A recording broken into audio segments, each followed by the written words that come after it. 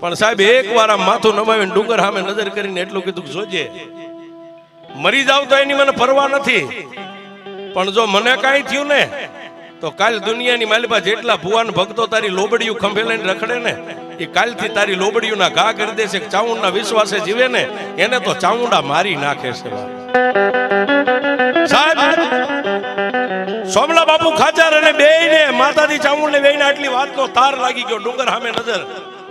અને એ સમયની માલિપા આજનું જે પાંચવડા છે, ચોટીલાની બાજુમાં પાંચવડા ગામ, ખુરિયા નામનો અટક જેની પરમાર છે, જેની કુળદેવી ચામુંડા છે.